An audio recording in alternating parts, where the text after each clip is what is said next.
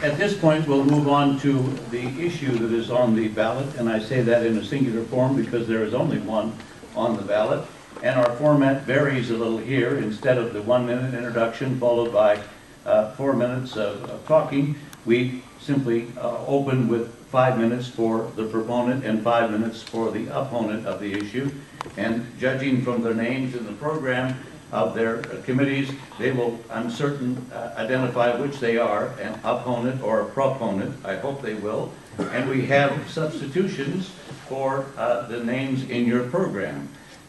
First to speak in the issue is our current mayor, John Landwehr, who is substituting for James Crabtree. Thank you, Frank. Normally the proponent of a measure will go first, but I think I know a fair amount of what the advocates of this very problematic proposal would say. I come to you as someone who's been mayor for almost 8 years, and in about 24 days I will return to regular citizenship. I've lived here all my life, and I plan to spend the rest of my life here. I will tell you that this measure, in my experience, 7 years on the city council and 8 years as mayor, is the most problematic and serious measure that has come before this city. It is a very, very problematic measure, and I would urge the citizens to vote no.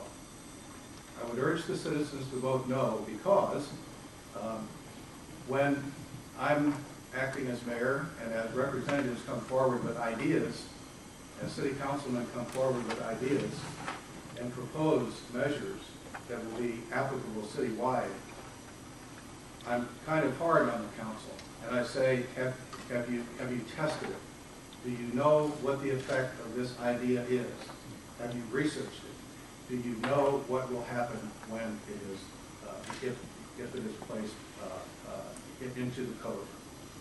I will tell you what will happen if this measure passes. Your rates will go up. Your trash rates will go up. You will not have curbside recycling.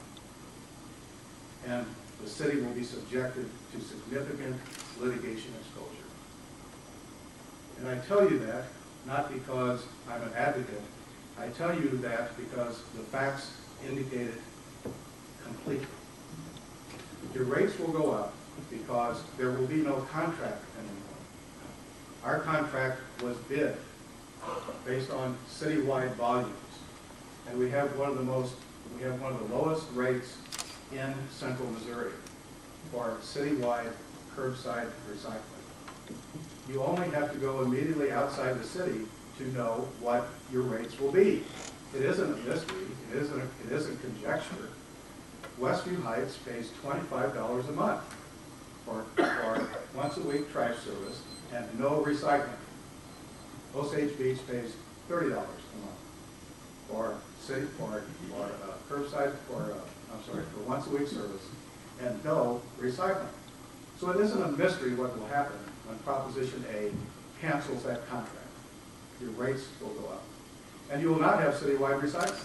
You will not have curbside recycling, because the only way the curbside recycling works is when everybody participates and keeps the economies of scale in place. We will also be subjected to significant litigation because people in good faith, the city council, your elected officials, entered into a contract with a vendor.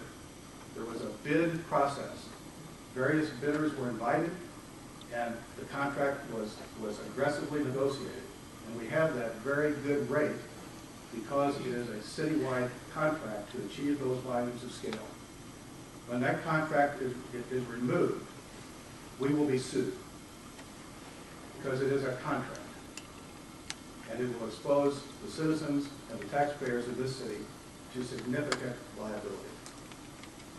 Our program works. Again, I wish the proponents would go first so they would tell me what their plan is, because I don't think they have a plan. In the appearances before the city council, I've asked repeatedly, if Proposition 8 passes, what is your plan for trash? And they have not. They say it's the city's problem. We're now pulling 23% of the entire waste stream into recycling. We are extending the life of our landfill. In 15 months, we found 2 million pounds of trash that had not been collected before based on volumes. And we know where that trash was going. It was going illegally into dumpsters. One of the most repeated calls I got as mayor and on the city council was from commercial dumpster owners, because they emptied them on Friday and they'd be full on Monday because of illegal dumping. The illegal dumping also takes place in rental units, and it takes place in parks. It takes place in ditches outside the city. We've found 2 million pounds. Our program works. The proponents of Proposition A have no alternative. I would urge this community to vote no on Proposition A.